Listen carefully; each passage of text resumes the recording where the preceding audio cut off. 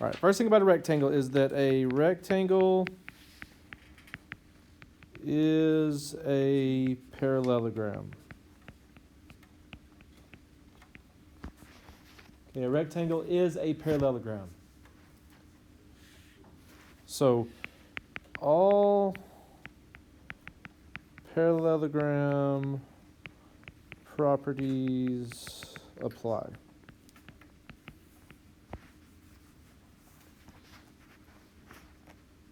So everything we've been talking about for the last 3 days, all these parallelogram properties apply to rectangles because a rectangle is a type of a parallelogram. So let's talk about those 4 main properties real quick. So what are those 4 things we've talked about with parallelograms? Okay, like the first one is opposite sides are congruent. What's another one? Opposite angles are congruent. What's another one? Okay, the diagonals bisect each other.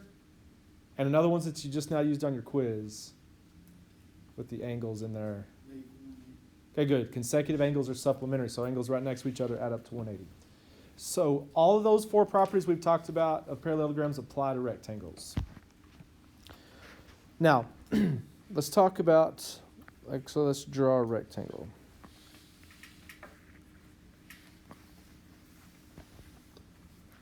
There's one really big thing that just really is the defining feature of a rectangle. I mean, besides it being a parallelogram, we're saying all that's true, but then the next thing that just really makes it a rectangle.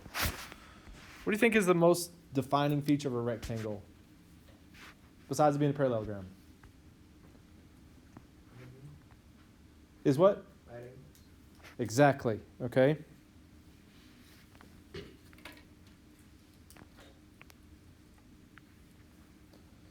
So a rectangle has 4 90-degree angles.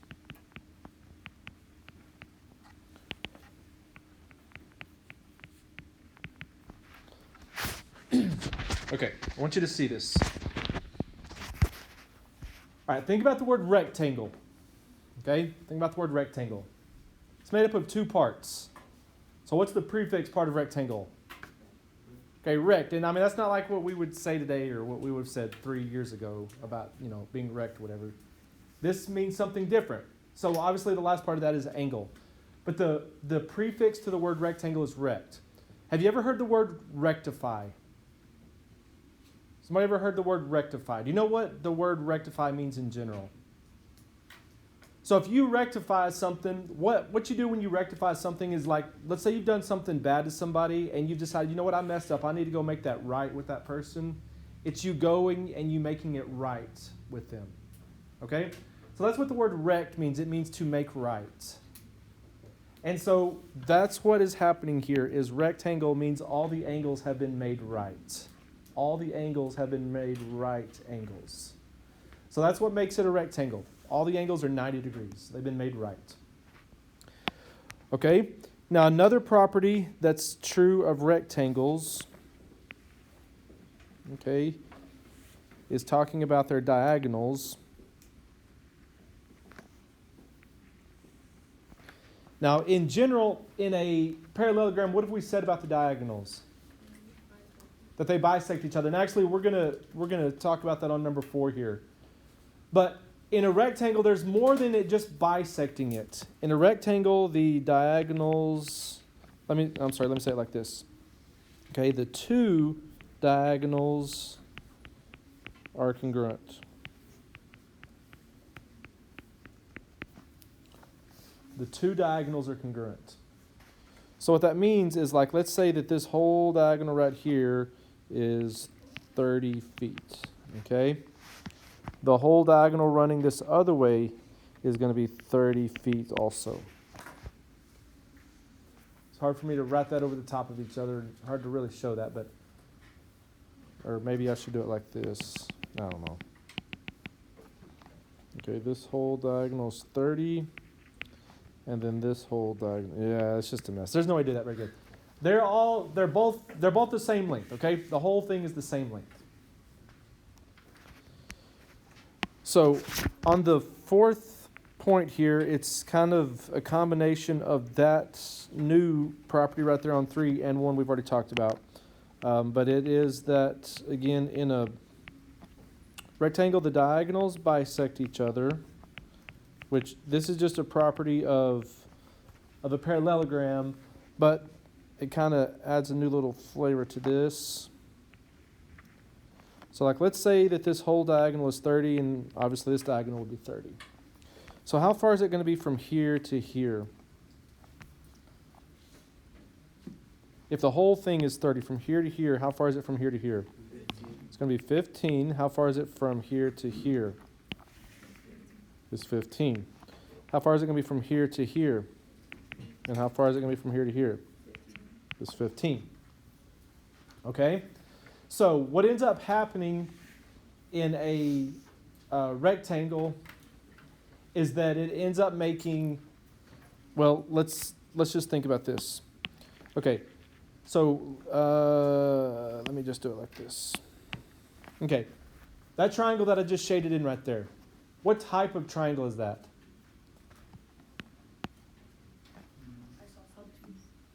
Okay, it's probably obtuse, but I'm looking, that's the classification by angles. What is its classification by sides? It's isosceles, right? Because this side and this side are the same length. Okay, good. So it makes isosceles triangles, which, like, no, I don't want that color. So those two triangles are going to be congruent to each other, and then these two triangles right here are going to be congruent to each other. So what it ends up making is it ends up making isosceles triangles, two pair of congruent isosceles triangles. All right. So those are kind of the properties. So let's flip it over and let's apply those properties in these problems. So on the first one, it says if QP, and it says right here, treat each problem independently. Okay. So like the numbers they give us on number 1 are not necessarily going to apply to number 2. So each problem is independent. So if QP from here to here is 8, how long is DP? It's going to be 8. Okay. If DP is, I'm sorry. Oh yeah, wrong way.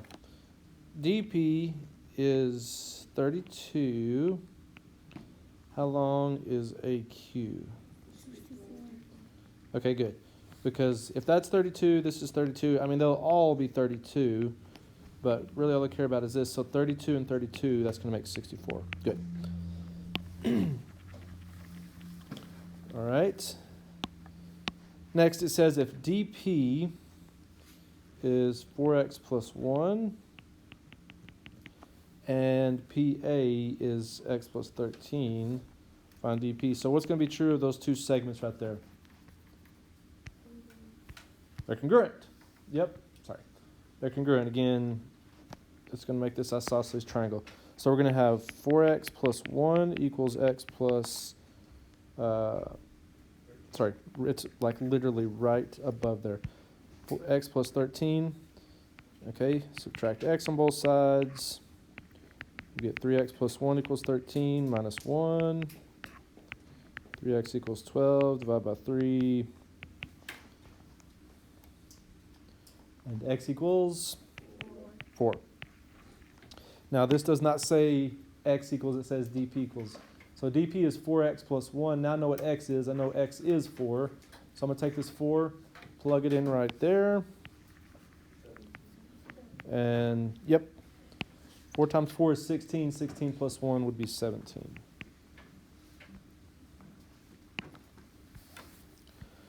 Okay, next one. It says that du, okay, so du, that's this whole segment from here to here, is 5x minus 4, the whole thing. And it says that QP from here to here is 2x plus 7. Okay, so does this piece from here to here equal this thing from here all the way to here? No. No. It's equal to what of this right here? It's equal to half of it. Or actually, let's think about it like this. Okay, if it's 2x plus 7 from here to here, how far is it going to be from here to here? 2x plus 7, right? Because it's going to be equal. So that's the way I'm going to approach it, is that this plus this is going to equal this whole thing here. So I'm going to go 2x plus 7 plus 2x plus 7 equals 5x minus 4. And then we'll use that equation to find the value of x so we can plug that back in. All right, so I'm going to go 2x plus 7 plus another 2x plus 7 to equal the total of that other one, which is 5x minus 4. All right, so combine like terms, 2x and 2x is going to make 4x. 7 and 7 is going to make 14. Equals 5x minus 4. Subtract 4x. 14 equals x minus 4. Add 4. So x equals 18.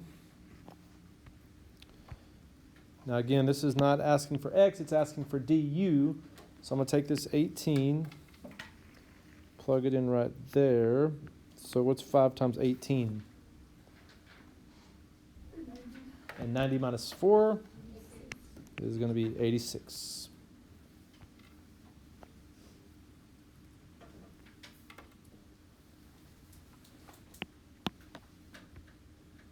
Okay.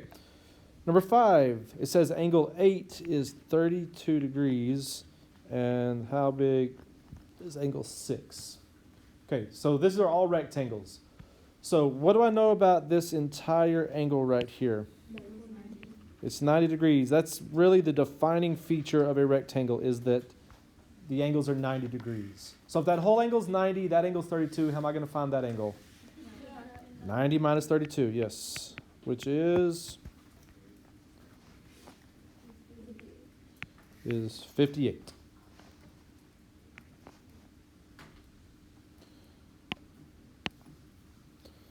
Okay, next one, angle 5 is 47. How big is angle 2? Is what? It's 43. It's just 90 minus that 47.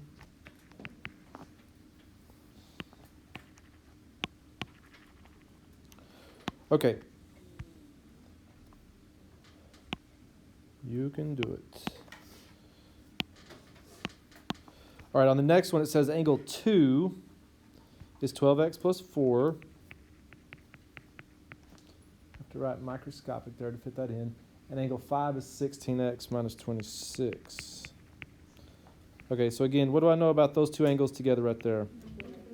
They're going to add up to 90. Since this is a rectangle, that's a 90-degree angle. So I'm going to go 16x minus 26 plus 12x plus 4 equals that 90-degree angle. Together, they fill up that 90-degree space. All right, combine like terms, 16x and 12x makes what? 28x. And then negative 26 and 4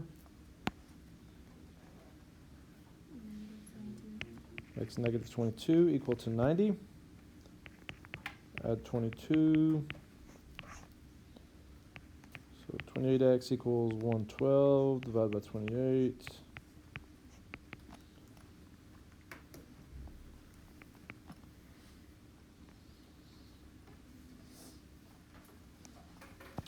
And x equals 4.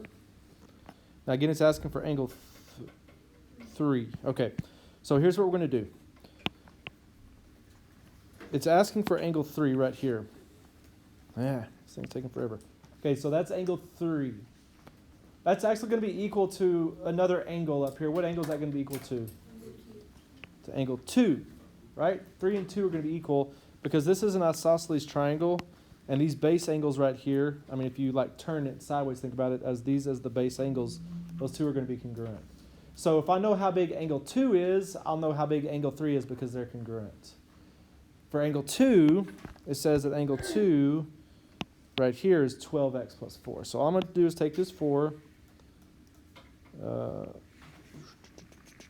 plug it in right there. So what's 12 times 4?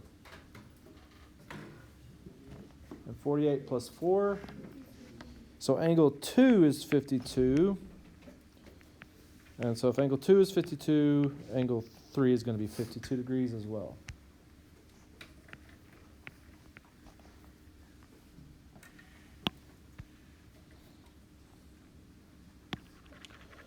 Okay, then on the last one here, all right, it's talking about angle 3 is 13x minus 3. And that angle 8 is 10x plus 9. Find angle 3. Okay, so we have angle 8 and we have angle 3. We talked about this a little bit lately. What type of angles are those two? They're congruent because they're what? Because they're alternate interior angles.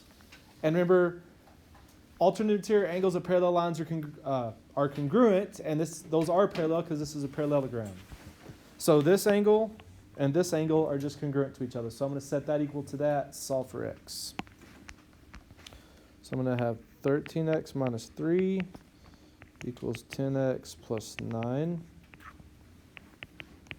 Subtract 10x. 3x minus 3 equals 9. Add 3. 3x equals 12. Divide by 3. So x equals 4. And I'm looking for angle 3, so I'm going to take this and plug it in right there. So 13 times 3, or 13 times 4, 52 minus 3, so it's going to be 49 degrees.